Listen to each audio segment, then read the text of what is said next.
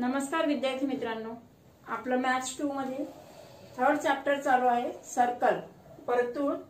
वर्तुळ ह्या प्रकरणावरचे आपण अगोदरचे 3.1 प्रॅक्टिस हा बघितलेला आहे. त्याच्यातले गणित सोडवले आहेत, काही थेरम्स शिकलो आहोत.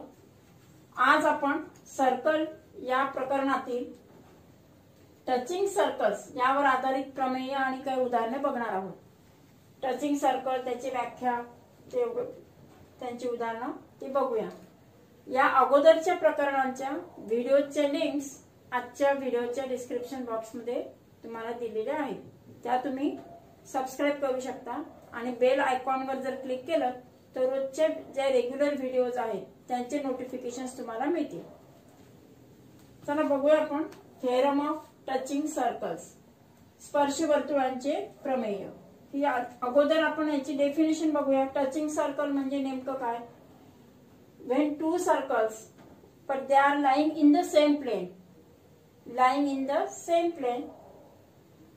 and they are touched at one and only one point.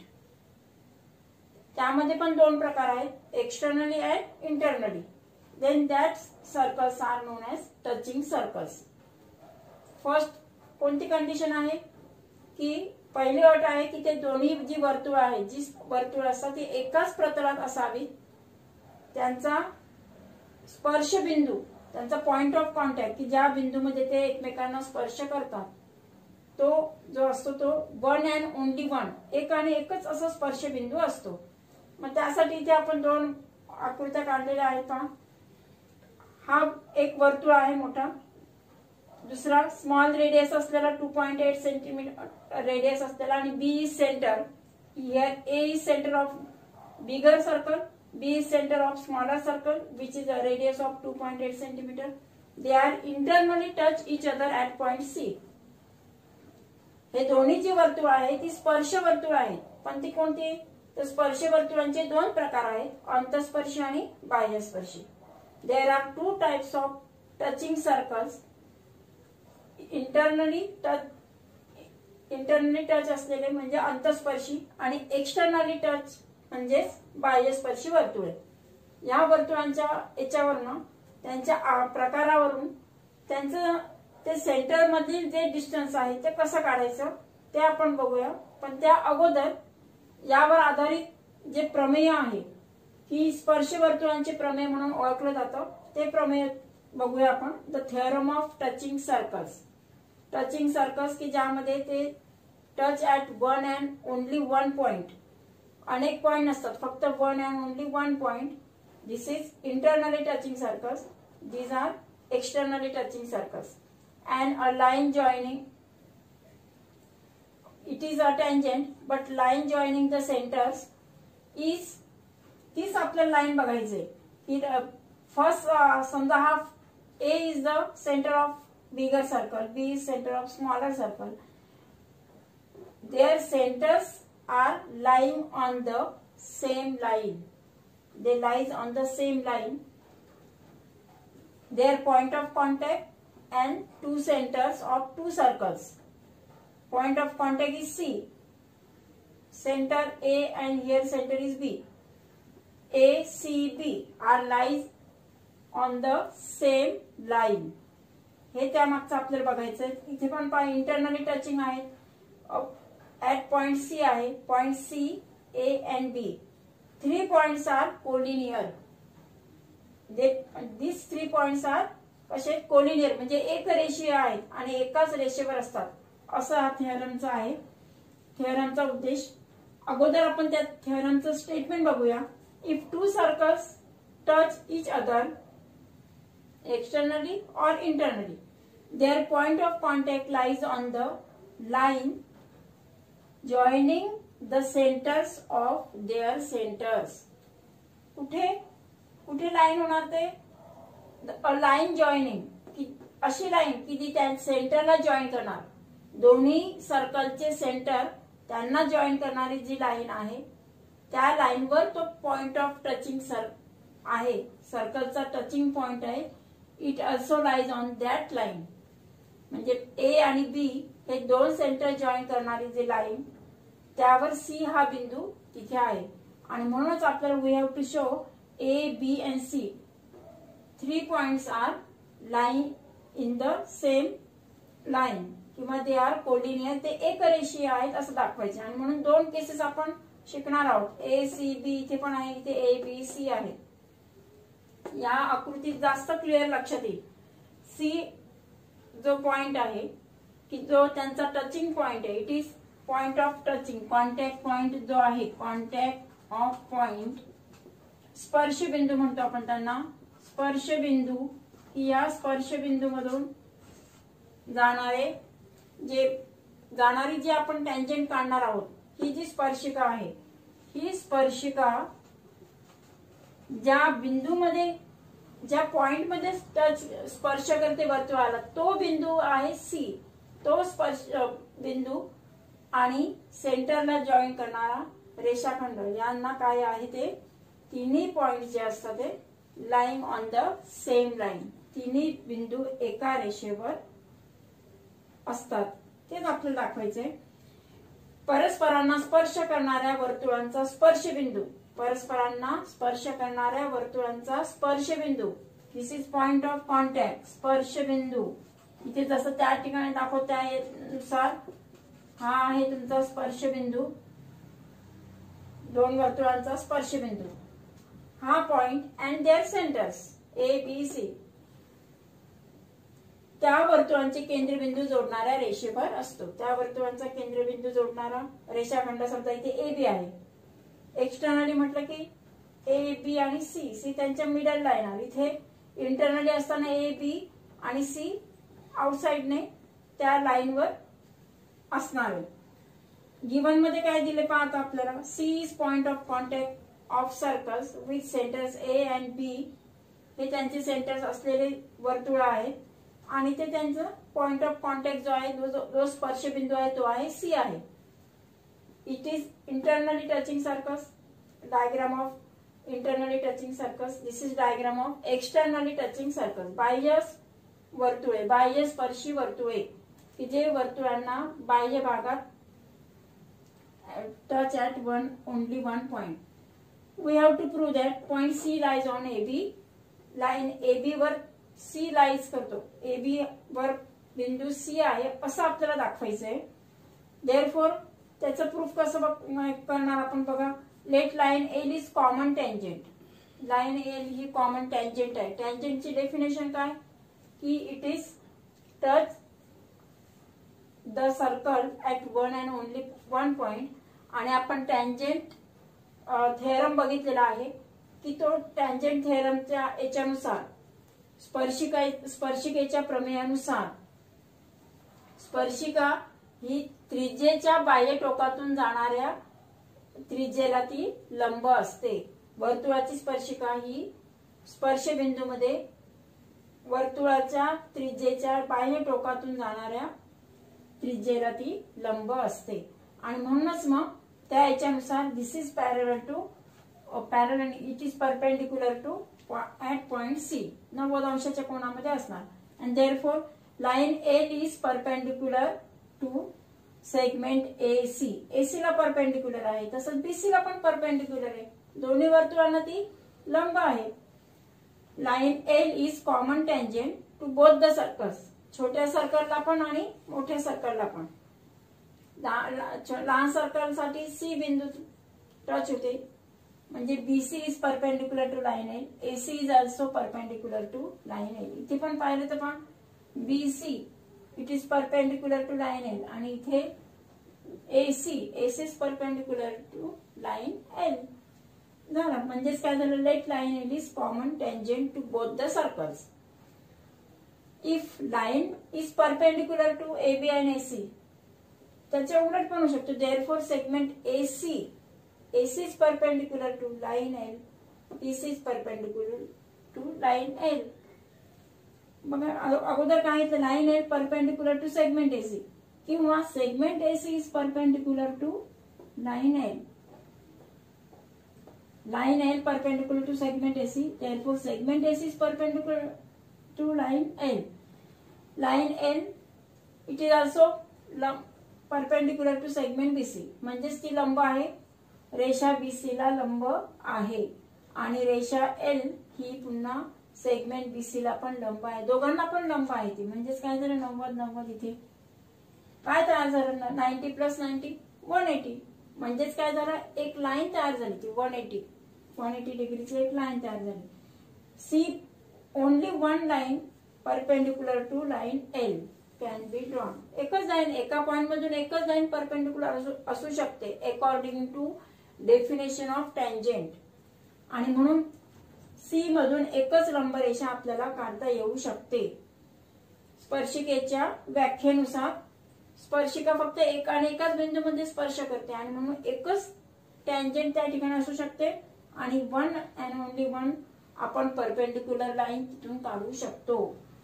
And therefore point A, B आणि C दोघांचा पण पॉइंट C हा एकच पॉइंट आहे टचिंग पॉइंट आणि म्हणून one and only one point line we can draw. Therefore point A, B, C are collinear. म्हणून point A, B, C कसे आहेत एकरेषीय आहेत, कोलिनियर आहेत. म्हणजे आपण स्पर्शिकेची व्याख्या वापरली आहे, नंतर परपेंडिक्युलर आहे हे आपण बघितलंय आणि त्याचा वापर करून one and only one line can drawn from the point of contact. त्याच्यानुसार बाह्यस्पर्शी वर्तुळ आणि अंतस्पर्शी वर्तुळ.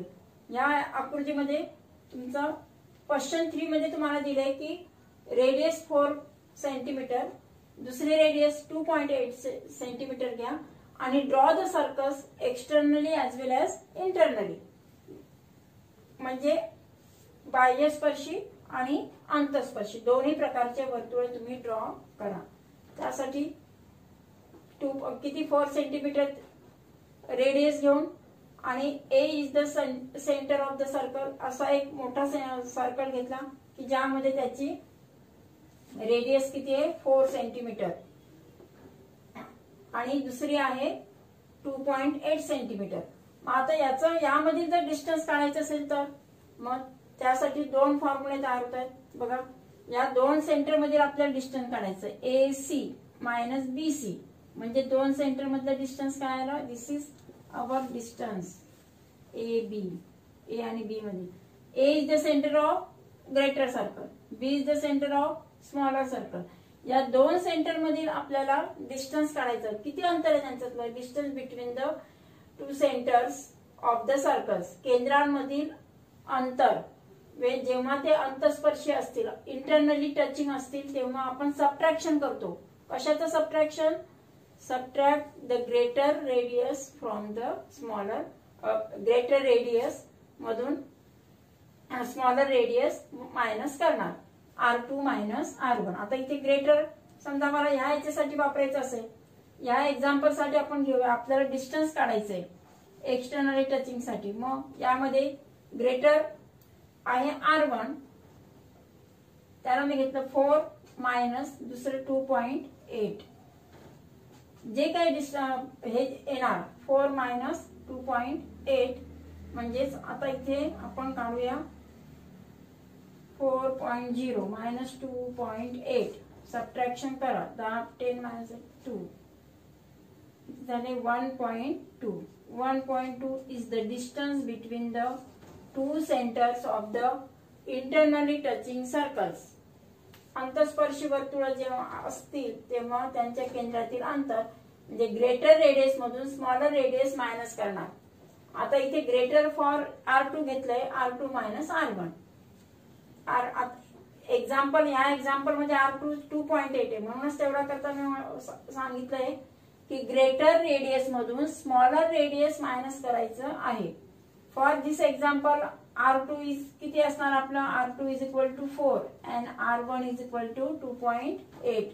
म्हणून आपण 4 मायनस 2.8 केलं तर काय मिळणार 1.28 त्याचं डिस्टन्स मिळणार. तसंच इंटरनली एक्सटर्नली असतील तेव्हा इंटरनली झालं आपलं. बाह्यस्पर्शी वर्तुळे असतील तेव्हा त्यांच्या केंद्रांमधील अंतर काढण्यासाठी त्यांचे जे त्रिज्या आहे त्या त्रिज्यांची बेरीज असते. Distance is equal to R1 plus R2 when they are touching externally. जेव्हा ते एक्सटर्नली टच होतील तेव्हा त्यांच्या ज्या त्रिज्या आहेत त्या त्रिज्यांची आपण बेरीज करत असतो.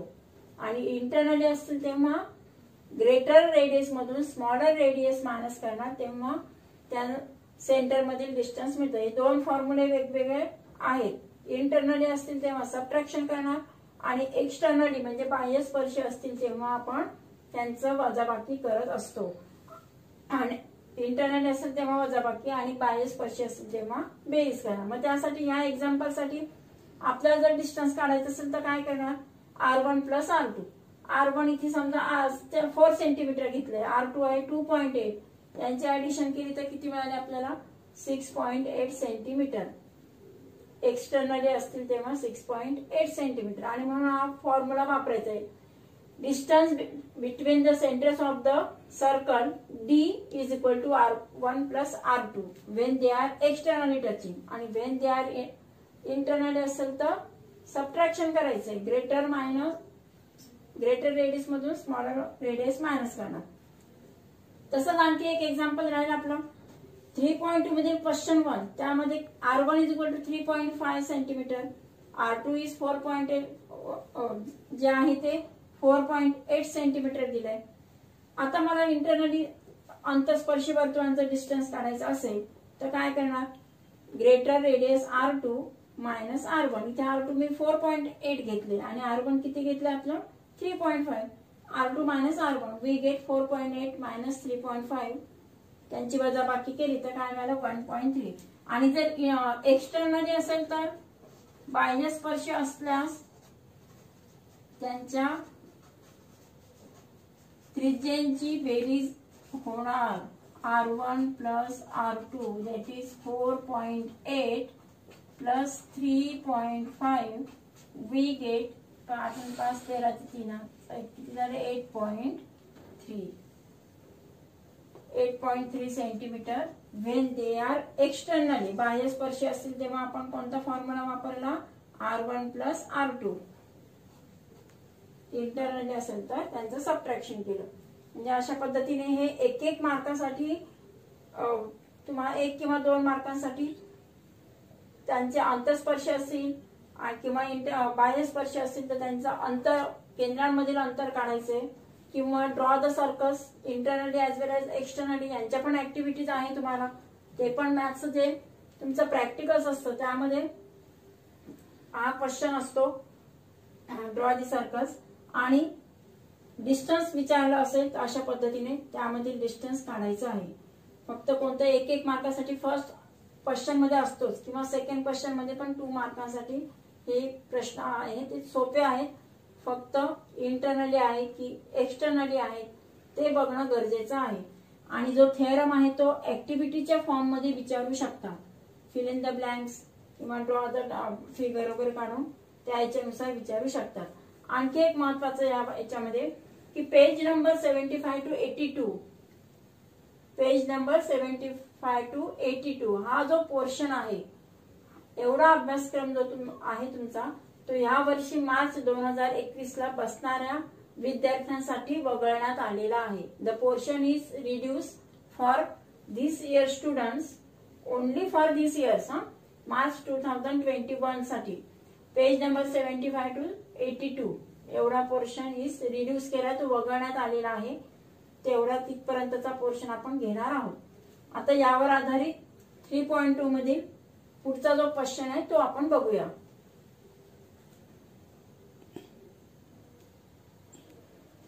आपण प्रॅक्टिस सेट 3.2 मध्ये क्वेश्चन 4 पाहणार आहोत.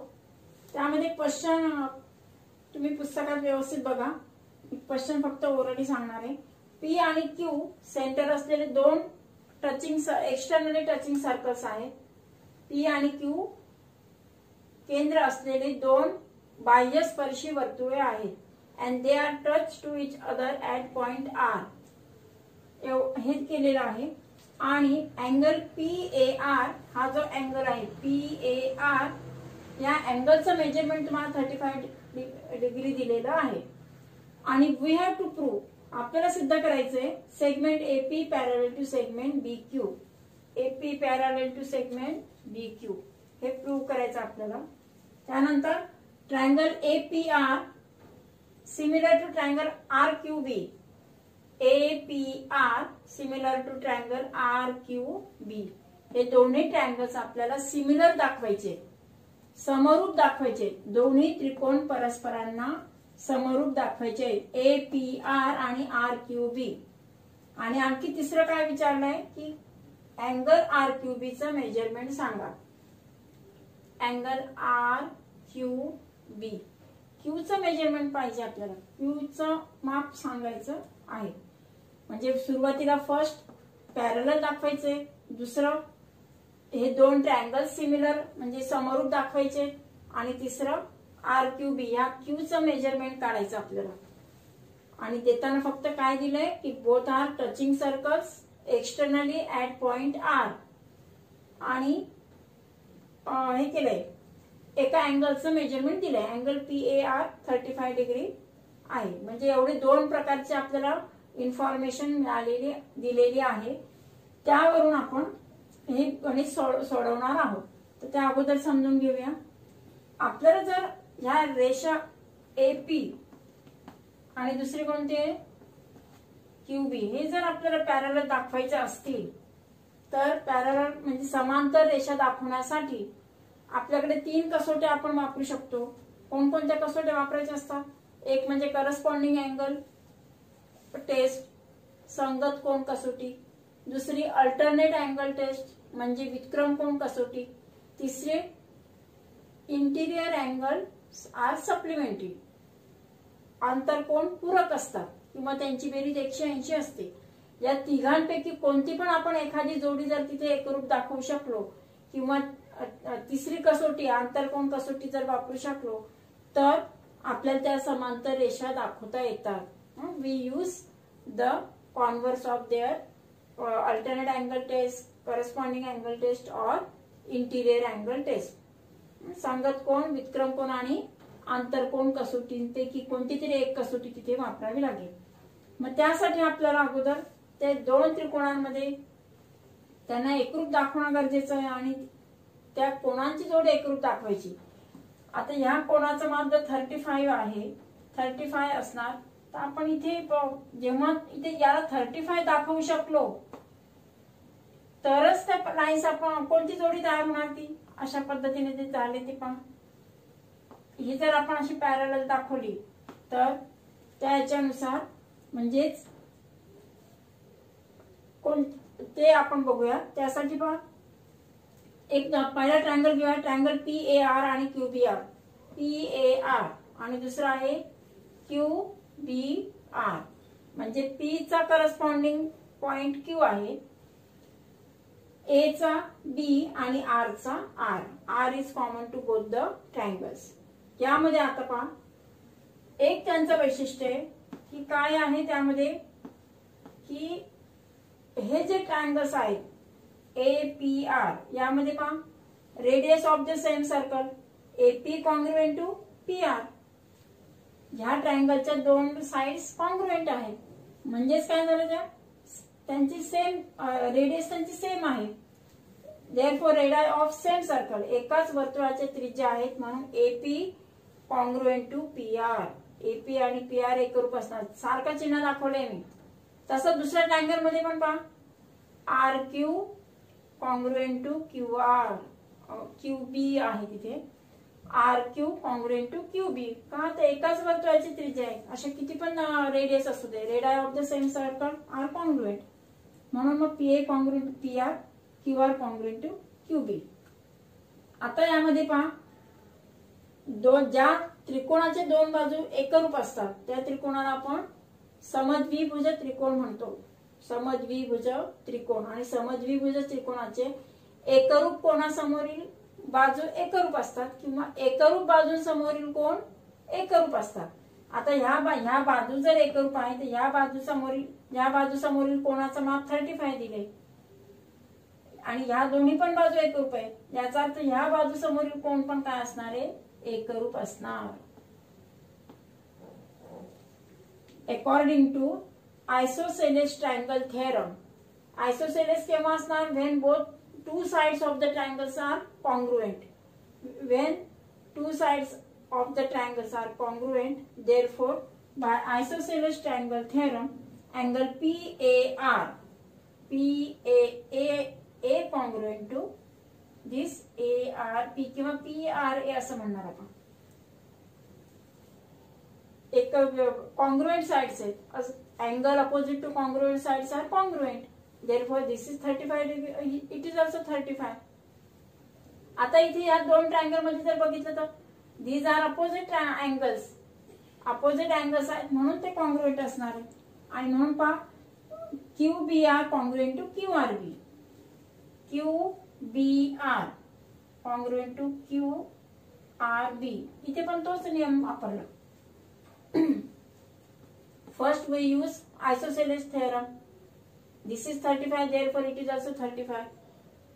Angles opposite to congruent sides are congruent. That is isosceles theorem. समद्विभुज त्रिकोणानुसार हा याला एकरूप होणार आणि हा याला कॉन्ग्रुएंट असेल का अपोजिट अँगल्स. दिस हा 35 आला. आता हा 35 आहे तर याचा इथे सुद्धा आपण आयसोसेलेस थेरम वापरणार, समद्विभुज त्रिकोणाचा प्रमेय वापरणार. त्यानुसार हा 35 आहे म्हणून हा सुद्धा कॉन्ग्रुएंट साइडच्या अपोजिट असलेले अँगल्स कॉन्ग्रुएंट असतात. आयसोसेलेस थेरमने हा 35 झाला. आणि म्हणून त्याची टेस्ट वापरून side AP parallel to BQ, AP parallel to BQ. आता आपल्याला काढायचे ट्रायंगल सिमिलर दाखवायचे. APR similar to RQB, APR similar to RQB हे दोन्ही ट्रायंगल्स आपल्याला सिमिलर दाखवायचे आहेत. आणि यासाठी आपण काय करणार आहोत, अँगल PRA आपण इथून घेतलेलेच आहे. हा अँगल याला कॉन्ग्रुएंट आहे. दिस आर अपोजिट अँगल्स आहेत. हे कॉन्ग्रुएंट आहे. हे पण आता कॉन्ग्रुएंट दाखवलेत आपण. Therefore from PRA congruent to QRB opposite angles म्हणून ते कॉन्ग्रुएंट आहे. दुसरं from third equation AR congruent to QBR, A congruent to B. झाले दोन अँगल कॉन्ग्रुएंट असले, एक अपोजिट आहे आणि मग तेव्हा आपण याच्या इथे दाखवलेले करस्पॉन्डिंग अँगल्स म्हणून. आणि therefore by AA similarity test, कोको समरूपता कसोटीनुसार both the triangles are similar to each other. APR similar to triangle RQB आणि corresponding angles of congruent triangles are congruent. जे आहे समरूप त्रिकोणांचे संगत कोण एकरूप असतात. मग समरूप त्रिकोणाचा संगत कोण, P चा संगत कोण कोणता आला इथे, Q आलाय. The corresponding angle of APR is congruent to BQR. Congruent angles of corresponding जे आहेत corresponding angles of congruent triangles ते झाले कॉन्ग्रुएंट. आता फक्त आपल्याला यामध्ये आता 35 मिळाला, याचा 35 मिळाला, हा काढायचा आहे आणि याचं पण मेजर काढायचं. पण दोघांपैकी एकाचं काढलं तरी this congruent to this. Now we have to find angle RQB. RQB चं मेजरमेंट काढायचं आपल्याला. त्यासाठी आपण in triangle RQB R is 35, B is 35 आणि Q आपल्याला फाइंड करायचं आहे. म्हणून Q plus R plus angle B is equal to 180. Q plus 35 plus 35 is equal to 180. 180 मधून 70 वजा केले तर आपल्याला मिळाले 110. Angle RQB is equal to 180 minus 70 that is 110. 110 अंशाचा RQB हा एक कोन मिळेल. का कॉन्ग्रुएंट असणार तो angle APR congruent to angle BQR. का करस्पॉन्डिंग जे अँगल्स आहेत ऑफ कॉन्ग्रुएंट ट्रायंगल्स किंवा सिमिलर ट्रायंगल्सचे करस्पॉन्डिंग अँगल्स आहेत. आणि म्हणून मग ते काय करणार आपण एकरूप दाखवले, कॉन्ग्रुएंट दाखवले. Then we get the angle RQB is equal to 110. Thank you.